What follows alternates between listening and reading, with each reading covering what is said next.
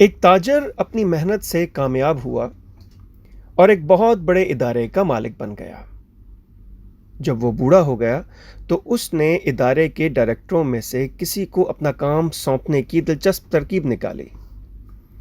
اس نے ادارے کے تمام ڈائریکٹروں کا اجلاس طلب کیا اور کہا، میری صحت مجھے زیادہ دیر تک اپنی ذمہ داریاں نبھانے کی اجازت نہیں دیتی، اس لیے میں آپ میں سے ایک کو اپنی ذمہ داریاں سونپنا چاہتا ہوں۔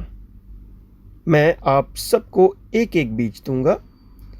اسے بونے کے 1 سال بعد آپ اس کی صورتحال سے مطلع کریں گے، جس کی بنیاد پر میں اپنی ذمہ داریاں سونپنے کا فیصلہ کروں گا۔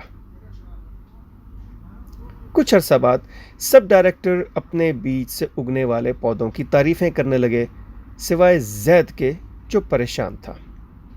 وہ خاموش رہتا اور اپنی خفت کو مٹانے کے لیے مزید محنت سے دفتر کا کام کرتا رہتا۔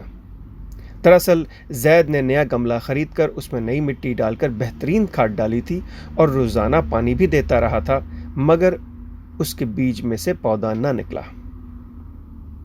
1 سال بعد ادارے کے سربراہ نے پھر سب ڈائریکٹرز کا اجلاس بلایا اور کہا کہ سب وہ گملے لے کر آئیں جن میں انہوں نے بیج بویا تھا۔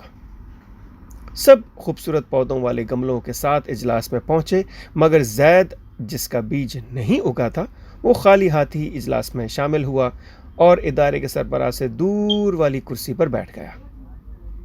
اجلاس شروع ہوا تو سب نے اپنے بیج اور پودے کے ساتھ کی گئی محنت کا حال سنایا، اس امید سے کہ اسے ہی سربراہ بنایا جائے۔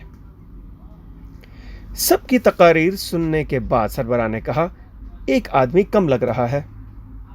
اس پر زید جو ایک اور ڈائریکٹر کے پیچھے چھپا بیٹھا تھا کھڑا ہو کر بولا، جناب، مجھ سے جو کچھ ہو سکا میں نے کیا، مگر میرے والا بیج نہیں اگا۔ اس پر کچھ ساتھی ہنسے اور کچھ نے زید کے ساتھ ہمدردی کا اظہار کیا۔ چائے کے بعد ادارے کے سربراہ نے اعلان کیا کہ اس کے بعد زید ادارے کا سربراہ ہوگا۔ اس پر کئی حاضرین مجلس کی حیرانی سے چیخ نکل گئی۔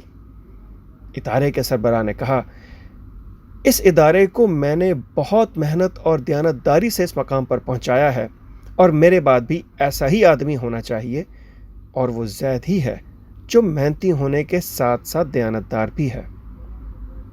میں نے آپ سب کو ابلے ہوئے بیج دیے تھے جو اگ نہیں سکتے، سوائے زید کے آپ سب نے بیج تبدیل کر دیے۔